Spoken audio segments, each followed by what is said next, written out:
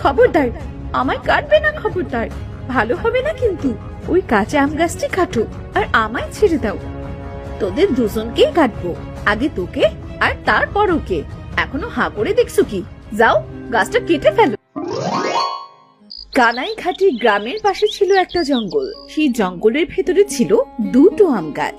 একটা গাছের আম দেখতে খুব সুন্দর, পাকা আর খুব মিষ্টি, কিন্তু এইটা নিয়ে তার অহংকারের শেষ ছিল না। আর অপর পাশের আম গাছটির আম ছিল কাঁচা আর খুব টক, কিন্তু তার মনে কোনো অহংকার ছিল না। তাই গাছের নিচে কেউ বসলে গাছের ডানা ঝাপটে সে তাদের বাতাস করত। একদিন দুজন লোক সেই গাছের পাশ দিয়ে যাচ্ছিল। কানাইদা, কাঠ কেটে জঙ্গলের পথ ধরে হেঁটে বাড়ি যাওয়া আর সম্ভব হচ্ছে না। কোথাও একটু বসতে পারলে ভালো হতো। আচ্ছা চল, তাহলে ওই গাছটির নিচে গিয়ে বসি। দেখ, গাছে কত সুন্দর আম ঝুলে আছে। একটু জিরিয়ে আম খেয়েই বাড়ি ফিরবো। তারা দুজন গাছের নিচে গিয়ে বসতেই গাছটি গর্জন করে উঠল, দূর হ, আমার গাছের ছায়া থেকে দূর হ, অন্য গাছের নিচে গিয়ে বস। শখ তো আমার গাছের নিচে জিরোতে এসেছে। ভারী বদগাছ তো তুমি। তোমার জন্মই তো মানুষের ছায়া বাতাস দিয়ে উপকার করার জন্য। আমার গাছ, আমি কাউকে ছায়া বাতাস কিচ্ছু দেব না। তোরা যাবি নাকি ডাল ভেঙে তোদের ঘাড়ে ফেলবো? কানাইদা, চলো আমরা ওই গাছটির নিচে গিয়ে বসি। সেখান থেকে দুটো পাকা আম পেরে নেই। আচ্ছা ঠিক আছে, নে, এই পাশ থেকে দুটো বেশি করে আম পেরে নে। সুজন গাছটি থেকে আম পাড়তে গেলে গাছটি তার ডালপালাগুলো উঁচুতে উঠিয়ে দিল। এসেছে আমার গাছের আম খেতে, অতটা সোজা না। যা, ওই দেখ কাঁচা আম দেখা যাচ্ছে, গিয়ে ওই কাঁচা আম খা। আমার গাছের পাকা আম খাবার কথা ভুলে যা। কি বেয়াদব গাছ রে বাবা! থাক, আমাদের আর কোনো গাছের নিচে বসার দরকার নেই। কানাইদা, চলো বাড়ি চলে যাই। সেই গ্রামে বাস করত দিনেশ নামের এক লোক। তার মেয়ে চন্দ্রা একদিন তার বাবার কাছে আম খাবার জন্য খুব বায়না করতে লাগলো। বাবা, ও বাবা, এখন তো আমের সময় বাবা, সবাই কত আম খায়, আমরাই শুধু খাই না। আজ হাট থেকে দুটো আমার জন্য আম এনে দেবে? মারে, এ বছর আমের দাম খুব বাড়তি। আমার যদি আম কেনার সামর্থ্য থাকতো তাহলে কবেই এনে খাওয়াতাম। সবার মতো আম খেতে আমারও খুব ইচ্ছে করে বাবা। এতই যখন আম খেতে ইচ্ছে করে তবে বিষ কিনে খানা। আচ্ছা গিন্নি, ও ছোট্ট মেয়ে, ও কি বাই বোঝে? ওর সাথে ভালোভাবে কথা বলবে, বুঝলে? হ্যাঁ, তোমার মেয়ে তো একদম কোসি খুকি না, কিচ্ছু বোঝে না। তবে আম খাবার কথা বুঝলো কি করে? অলুক্ষণে অপয়া মেয়ে একটা, সারাদিন শুধু খাই খাই করে। গিন্নি, কি বলছো? কি এগুলো? তুমি চুপ করো, তোমার মুখে আমি আর একটাও কথা শুনতে চাই না। দিন দিন মেয়েকে লাই দিয়ে গাছের মাথায় তোলা হচ্ছে, তাই না? বাবা, বাবা, তোমরা আমার জন্য আর ঝগড়া করো না বাবা। আমি আর কোনো দিন আম খেতে চাইবো না। তোর জন্যই তো ঝগড়াটা লাগলো। আজ সারাদিন তোর ভাত বন্ধ। যা, বাড়ি থেকে বের হয়ে যা। আমার মা মরা মেয়েটার জন্য তোমাকে আমি বাড়িতে এনেছিলাম, আর তুমি তার সাথে এমন ব্যবহার করছো। তার জন্য কি ওকে আমার কোলে করে নাচতে হবে? সত্য সব আদিক খেতা। চন্দ্রা একটা গাছের নিচে মন খারাপ করে বসেছিল। তখন তার বন্ধুরা চন্দ্রার কাছে এসে বলল, কিরে চন্দ্রা, তুই এখানে মন খারাপ করে বসে আছিস, আর আমরা তোকে সারা গ্রাম খুঁজে বেড়াচ্ছি। আরে কিরে, কথা বলছিস না কেন? তোর কি মন খারাপ? আরে, বাবার কাছে আম খেতে চেয়েছিলাম, তাই মা আমাকে অনেক বকা দিয়েছে জানিস। ও, এজন্যই তোর মন খারাপ? আমরা তো তোকে আম খাবার জন্যই খুঁজছিলাম। সত্যি বলছিস? কই আম? দে দে আমাকে। আরে, আম তো আমাদের কাছেই নেই। শুনেছি জঙ্গলের ভেতরে একটা আম গাছ আছে, সেই গাছে নাকি অনেক পাকা আম। তাই সেখানে চল যাই, আম খেতে যাব। তাই তোকে ডাকতে এলাম। তাহলে এক্ষুনি চল, আর দেরি না। আমের কথা শুনে আমার তো জিভে জল চলে এসেছে রে। তারা সবাই মিলে জঙ্গলের ভেতরে সেই আম গাছের কাছে গেল। এই দেখ, এই সেই আম গাছটি। তোরা নিচে দাঁড়া, আমি গাছে উঠে আম পেড়ে নিয়ে আসছি। আমার গাছের আমের কথা ভুলে যাও তোমরা। আমার গাছের আম আমি কাউকে দেব না। আমরা অনেক দূর থেকে এসেছি গো তোমার গাছের পাকা আম খেতে। দয়া করে আমাদের সবাইকে তোমার গাছের আম খেতে দাও। দূর হ, দূর হয়েছে আমার গাছের কাছ থেকে। ওই দেখ আরেকটা আম গাছ, যা ওর কাছে যা, ওর কাছ থেকে যত ইচ্ছে আম খা। ওই আম গাছটি তোদেরই যোগ্য। অহংকারী গাছ একটা, তোমার এই অহংকার একদিন শেষ হয়ে যাবে। এই চল সবাই, আমরা ওই গাছ থেকে কিছু আম পেড়ে বাড়ি ফিরি। তারা আম গাছটির কাছে যেতেই আম গাছ তাদের স্বাগত জানালো। তোমাদের সুস্বাগতম। তোমরা যে আমার কাছে এসেছো, আমি খুব খুশি হয়েছি। আমার কাছে ছায়ায় তোমরা বসো, আমি তোমাদের ডানা ঝাপটে বাতাস করব। আরে বাহ, কত সুন্দর ব্যবহার। মনটা যে একেবারে জুড়িয়ে গেল। তোমার কাছেও তো অনেক আম, কিন্তু তোমার গাছের আমগুলো কাঁচা কেন? সৃষ্টিকর্তার দান। সৃষ্টিকর্তা আমায় যেটা দিয়েছেন আমি তাতেই খুশি।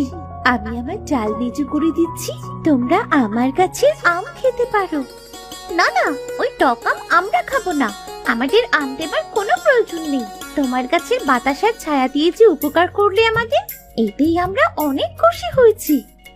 আচ্ছা ঠিক আছে, তোমরা যা কইবে। আমার কাছে আম টক ও কাঁচা বলে আমার কাছে কেউ আসতে চায় না। তোমরা যে আমার কাছে এসেছো, আমি এতেই খুব খুশি হয়েছি। তোমাদের পেয়ে আজ আমার খুব ভালো লাগছে। তুমি কি আমার মধ্যেই কষ্টে আছো আম গাছ? আমারও তো খুব কষ্ট, জানো তো। আমার মা আমাকে একটু ভালোবাসে না আম্মামা। আম্মামা, তুমি আমায় মামা বলে ডাকলে? আজ সত্যি নিজেকে পরিপূর্ণ লাগছে। কেউ আমায় ভালোবেসে মামা বলে ডাকলো। এখন থেকে আমার যখন মন খারাপ হবে, তখন তোমার কাছে চলে আসবো আর অনেক গল্প করব। আমার আম তো কেউ পছন্দ করে না। তুমি কি আমার আম খাবে? তাহলে নিজেকে আমি সার্থক মনে করব যে কেউ না কেউ আমার গাছের ফল খেয়েছে। চন্দ্রা, তুই ওই টক আম নিয়ে কি করবি? চল তো বাড়ি চল। পাকা আম যখন খেতে পারলাম না, তখন কাঁচা আম নিয়ে কি করব? তোদের খেতে হবে না, আম্মামার আম আমি খাবো। গাছটি খুব খুশি হয়ে তার ডালটা নিচু করে দিল, আর চন্দ্রা সেখান থেকে কিছু আম নিল। আম্মামা, আজ তাহলে আসি আমরা। তোমার সাথে আবার দেখা হবে।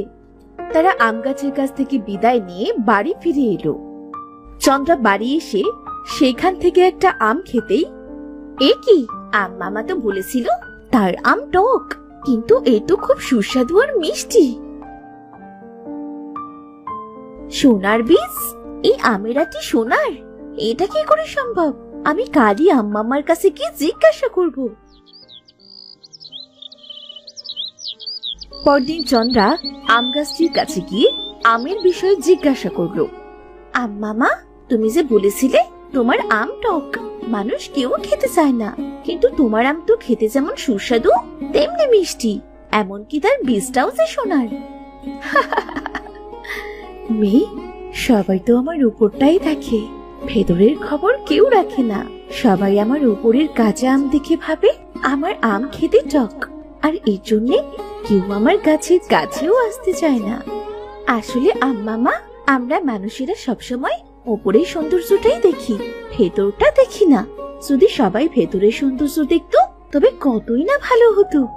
তুমি অনেক ভালো মেয়ে, আমার এই প্রতিদান পাবার যোগ্য একমাত্র তুমি। তাই তোমাকে আমার গাছের আম খেতে বলেছিলাম। তুমি ওই সোনার বীজ বিক্রি করে যত খুশি পাকা আম খেও।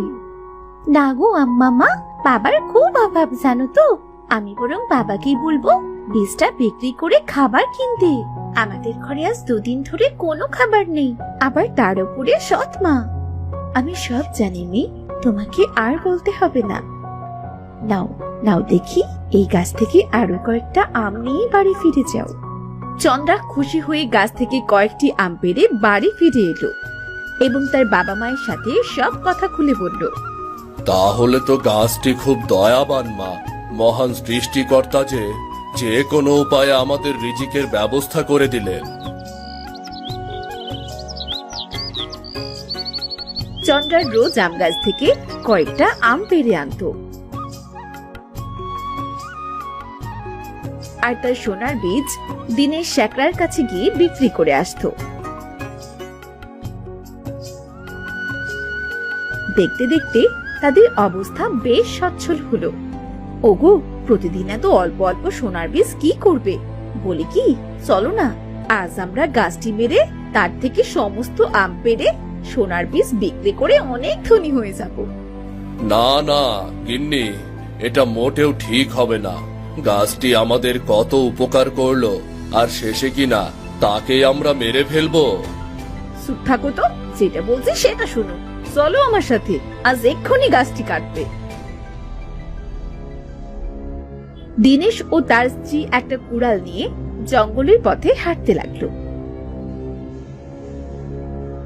তারা আম গাছটির কাছে এসে পৌঁছলো।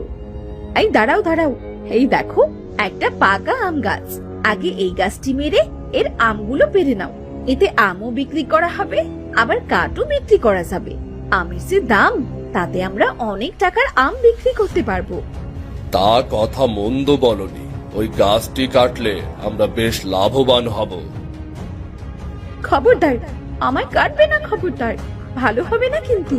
ওই কাঁচা আম গাছটি কাটো আর আমায় ছেড়ে দাও। তোদের দুজনকেই কাটবো, আগে তোকে আর তারপর ওকে। এখনো হাঁ করে দেখছো কি? যাও, গাছটা কেটে ফেলো। তোমরা ওকে ছেড়ে দাও, আমাকে কাটো। আমাকে কাটলে ওর থেকে বেশি টাকা পাবে। কাঁচা আম গাছ, আজ বুঝতে পারছি তুমি সত্যি অনেক মহৎ। তোমার কোনো তুলনা হয় না। আমাকে বাঁচাতে তুমি নিজেকে উৎসর্গ করে দিচ্ছ। তোমরা বরং আমাকেই কেটে রেখে দাও। এমন সময় সেখানে চন্দ্রা চলে আসে। বাবা, বাবা, তোমরা কাউকে কাটবে না। বাবা, তুমি কি করে পারলে? সে গাছটি আমাদের এত উপকার করলো, তাকে কাটতে আসতে? তাতে তোর কি? আমরা যে দুটোকে কেটে তবেই বাড়ি ফিরবো। আমি থাকতে তোমাদের কখনো এই গাছ কাটতে দেব না মা। তোমরা বাড়ি ফিরে যাও, এদের জীবন নিয়ে এদের বাঁচতে দাও। দাঁড়া, আগে তোকে মারবো, তারপরে গাছ দুটি। গিন্নি, এটা তুমি কি করছো? ছাড়ো, ছাড়ো আমার মেয়েকে, ছাড়ো বলছি। মানুষের মাথায় যখন অতিরিক্ত লোভ চেপে বসে, তখন সে মানুষ থেকে অমানুষ হয়ে যায়। আজ তারই শাস্তি পাবি তুই। এই কথা বলে ভালো গাছটি তার জাদু শক্তি দ্বারা চন্দ্রার মাকে একটা কাঁটাযুক্ত গাছে পরিণত করে দেয়। খুব ভালো হয়েছে, মানুষের বদলে ওই অমানুষ হয়ে গিয়েছিল। এবার তোর শাস্তি তুই ভোগ কর। এই যে ছোট্ট মেয়ে, তুমি আমায় ক্ষমা করে দিও। আমি অহংকারে অন্ধ হয়ে গিয়েছিলাম। আজ থেকে কাঁচা আমের মতো আমিও ভালো হয়ে যাব। আজ থেকে রোজ তোমরা এই গাছ থেকে আম পেড়ে বাজারে বিক্রি করবে। ধন্যবাদ পাকা আম গাছ। বাবা, এই যে আমার আম মামা। আম মামা, তুমি বাবার উপর রাগ করো না। আমার বাবা কিন্তু খুব ভালো মানুষ। না গো মেয়ে, আমি কোনো রাগ করিনি। আমি জানি সবকিছু। তোমার মা তার লোভের শাস্তি পেয়েছে। হ্যাঁ আম মামা, যেমন কর্ম তেমনই তো ফল হবে। শাস্তি পাওয়াই তার উচিত। আজ আমরা আসি তাহলে, আবার দেখা হবে।